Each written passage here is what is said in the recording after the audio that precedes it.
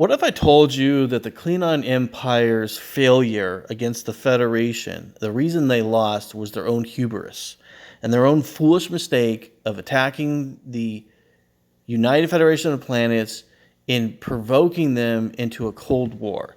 And the Cold War that the Klingon Empire put the Federation into was their own downfall. So we know the first time that the Klingon Empire attempted to defeat the Federation, they were using things like the F-5 frigate. And the F-5 frigates, these ships were older starships. They didn't have the tech, the speed, the technology, or the strength. They were really inadequate against Starfleet. And Starfleet defeated the Klingons. And then the Klingon Empire realized they needed something better, and then they created the D7. So we know when the D7 was created, it gave them a ship that was at par with Federation technology and was better than most of the ships the Federation was fielding at this time. Now, the Federation did have the Constitution-class starship. There weren't very many of them. And the D7 was cheaper. And in some ways, it was more reliable than the Constitution-class because the Constitution-class was very, very strong, very expensive, take a long time to produce. There were very few of them. And the D7s were a good ship. They weren't a fantastic ship, but there's something we built in mass. So now they had something that was easier to construct, better than what they had before, and more budgetable. And it allowed for them to fight the Federation on a skirmish level. They really didn't have the ability to engage on an actual war, and they were aware of this, so they knew that they could attack the Federation through skirmish warfare. And the D7 was a very good skirmish warship. It was faster than a lot of other ships, it was very maneuverable at warp speeds, and it was a good skirmisher. So they decided to have the D7 as a counter to Starfleet. And Starfleet then creates the Constitution class, which is a counter to the D7. Now, the Constitution class is very expensive, time-consuming, and there's very few of them in Starfleet. Now, the D7, on the other hand, it's a mid-of-the-road starship. So it has decent firepower, it has decent shields, decent hull, and it's maneuverable. The Constitution class is great shielding, great weapons, and great hull strength. It's a very, very, very expensive ship when you talk about like production and the time. And then the D7 is a more affordable ship. It can be produced on mass. So a arms race between the Federation and the Klingon Empire begins at this point. And the Klingon Empire had lost a lot of honor to the Federation and wanted to get back at the Federation. Now, they created the D7, and the D7 countered other Federation starships. But the Constitution class was much better than the D7, and the D7 just couldn't hold its own against the Constitution class starship. Now, Constitution class starships are rare, but they're more powerful than the D7. And so the Federation knew that they could withstand the Klingon Empire by using Constitution-class starships, that they were enough of a threat they could hold them at bay. Well, the Klingon Empire decided that they wanted to build something that could devastate and destroy the Constitution-class starships with ease. And so they decided to create a monster. Okay, so the Klingon Empire builds this B-10. The B-10 is basically a mobile space station. It's absolutely enormous, it's huge, and it's very expensive, like beyond expensive. Because remember, the Constitution class is very expensive. The D7 is expensive as well. These are state-of-the-art ships, and they're large ships by the standards of this time period. This thing is so big and so expensive that it bankrupted the Klingon Empire. Yeah, their military budget completely went into building a handful of these giant monster ships. Now, they built one of these things, right? And Starfleet was watching the Klingons like they do and sent a probe out. The probe detected this thing, and instead of being smart and destroying the probe, they decided it was going to be brilliant to let the probe take a reading of this monster and then go back to the Federation because they thought that this was going to intimidate the Federation. Now, this is the biggest mistake and the stupidest thing the Klingon Empire could have ever done, because the Federation isn't going to sit there and go, oh, this is just great. Now they're building this monster space station that can move, and we're just going to sit here and wait for them to come at us. You know that's not going to happen.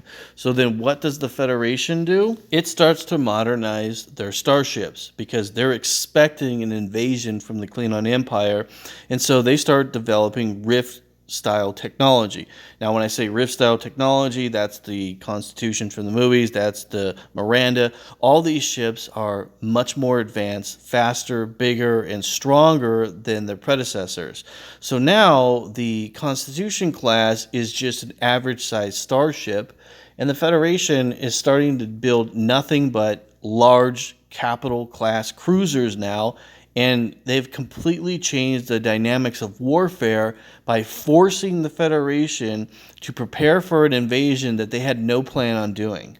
So the Federation, because they don't use money, they don't have to worry about budgets and resources. All they have to worry about is, well, they have to worry about resources, but this is more or less, they have to worry about the time it takes to build something and the resources and manpower. They don't have to worry about a budget. And this is where the Klingon Empire made its greatest error, is they created an arms race that they could not win, and they forced the Federation to become more technologically advanced than what they already were. So, of course, then the Klingon Empire, realizing that they need to Rift style their ships as well, they need to build stronger, faster, better warships, then they bring out the Katanga line. Now, the Katanga line, in my opinion, is superior than the Constitution class starship. I know a lot of people seem to think that they're similar or even. I don't agree with that. I think that the Katanga is stronger than the Constitution class because it's a combat ship. The Constitution class ship is a deep space explorer with combat in mind, but the Katanga is pure combat. The fact that this ship can launch 3 torpedoes from its 1 torpedo launcher in the front means that the Constitution can launch 2 torpedoes from its module, and the Katanga can launch 3. So they can't win a long-range fight. So artillery is out of the way. So we don't want a torpedo fight because we're going to lose that. And based on what I've seen from the show and the data, these ships are similar, but the Katanga comes out just slightly on top. Okay, so I wanted a direct representation so you guys can see what I'm talking about. So the mass, 870, 760 for the Katanga, crew 800, 2 to 400. Now, you look at the attack, the shields, the Federation better shields, but the hull is where the Katanga shines. So based off what I've seen on screen and doing calculations, its hull strength is around 530 versus the hull strength 325, which we see. So 865 versus 715. So you see that there's not a very big gap. It's kind of similar. It's almost a role reversal from the D7 and the old Constitution, except for now the Katanga is on top and the Constitution is slightly behind. And then, of course, remember the Federation knows that there's these giant monsters that were being built not that long ago that are the size of space stations, which is that B-10. So preparing for the B-10s and then seeing that the Katangas have come into play, the Federation builds their monster.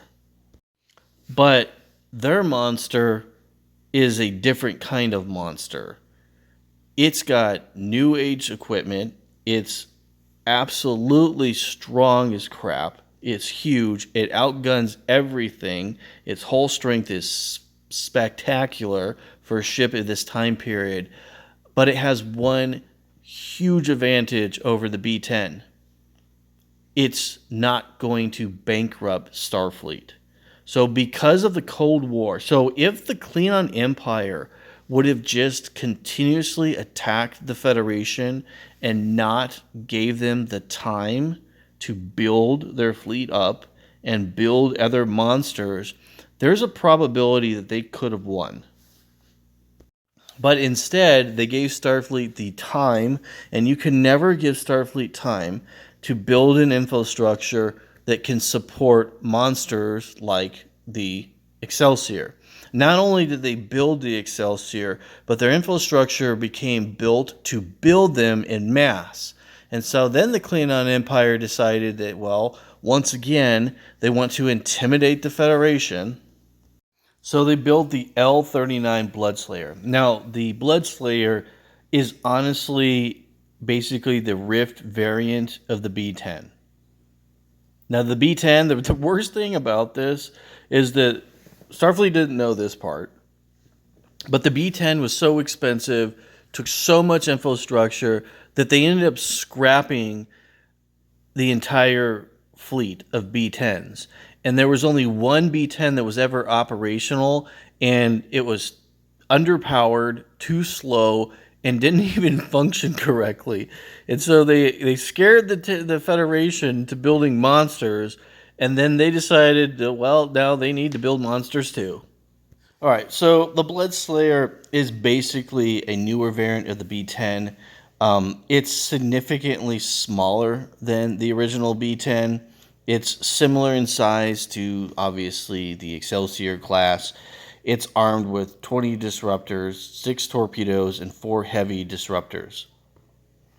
Now, they would start building the B-10 variant, and it was very different than what you would be expecting. All right, so the true L-39 Bloodslayer, which is basically taking over for the B-10, is not the monster that the Klingon Empire was thinking it was going to end up being.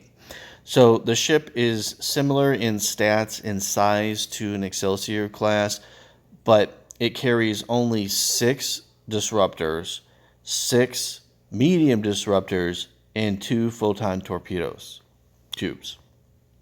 So overall, this ship had good shielding for its time period. Its hull was strong, and it was definitely a powerful ship, but it wasn't the monster that the original B-10s were.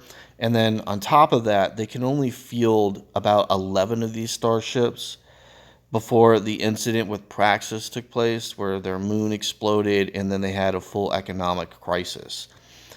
After that happened, there was a technology vacuum.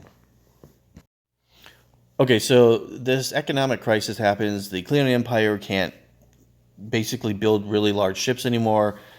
The Federation doesn't really know what the Klingon Empire is doing. The Klingon Empire is basically destitute, and the Federation is just doing what the Federation does, and they continue to technologically advance. And then they get to the point where they're building literally city ships like the Ambassador class. And the Klingon Empire is still attempting to stay with the Federation during this Cold War, and they create the Kamarage. Now, I'm just going to be very, very blunt. The Kamarage is not particularly great. It's not a bad ship, but it's not great, and it doesn't hold up against the other large capital ships of this time period, and it doesn't even come close. So the Kamarage is mediocre by all standards. Just looking at the analysis and the size discrepancy between the major powers shows you that there is a huge technological advantage the Federation and the Romulans had during this time period. Now, there's a really good video if you're interested into the ship that Venom Geek Media had produced, and I'll leave the link to that in the description. But basically what ended up happening with the Klingon Empire is they realized that this arms race was no longer valuable and that they needed to do something else. And the Klingon Empire, for the first time in its history, actually did something intelligent. So with the Klingon Empire realizing that they're going to lose this arms race, that they cannot keep up with these large capital ships, they decided to go in the exact opposite direction. They went full 100% into developing fast, cheap attack craft. And they didn't just go all in, they went literally all in. So the Klingon Empire's complete infrastructure was built around building these small to, I really don't even want to say medium, because really they're not. There are a few like ships out there that are not even, I don't really consider them birds of prey. Like the Kavort. The Kavort is a battleship, and I don't really fall in this category. But basically, they realize they can't win the Federation or even the Romulans at this point, because they're building such big, powerful ships, and they're so outclassed that they went for pure numbers. They put the biggest possible weapons on the smallest possible ships, and they put it with, honestly, a very, very valid and very powerful design. So the Burrell is probably one of the best designs in the Star Trek universe, because you think about it, you have a ship that can act as a scout ship and a combat vessel all at the same time. It does have some, it's not like the ship is, super, super, super cheap. It does have a lot of advanced technology. Like, first off, it has modern disruptors, has a modern torpedo launcher, modern sensors, and it has, modern cloaking devices. So it's not like this ship is trash or anything. Its shielding, its weaponry is fantastic. Its shielding is moderate. But the fact is you can build so many birds of prey for the price of one of these large cruisers, and they have the firepower and the ability to outlast these ships by their pure numbers. So a common trait that you would see with this class is that they would gang up on a larger target, and they would attack the target. When one of the birds of prey shields start to collapse, it would disengage because they're so fast and maneuverable, cloak, retreat, and then the other birds of prey continue the fight. Its shields regenerate, it comes back into the fight. And so you have a large capital class ship that's being overwhelmed by smaller, cheap vessels. And not only is it being overwhelmed, but they're not even losing any of their ships. This is a really powerful tactic that the Klingon Empire came up with, and it put the Klingon Empire back into the game. If they would have continued the arrogance of trying to build large capital ships and keep up with the great powers, they would have destituted themselves, and the Klingon Empire would have collapsed. I hope you guys enjoyed my breakdown of the Cold War. Do you agree with my analysis? Is there something I missed? I'd really like to know you guys' opinions. My opinion, and I'm curious what you guys think, I think that during the time period of Captain Kirk with the original Enterprise, when they were fighting the D7s, if they would have not engaged with the idea of the B-10, and they would have just built D7s in mass, I think they could have defeated the Federation by just sheer numbers. What do you guys think? If you like this content, please subscribe and tell your friends. If you're a fan of Star Trek, make a comment. It makes a difference. With that being said, thank you all for watching Trek Wars.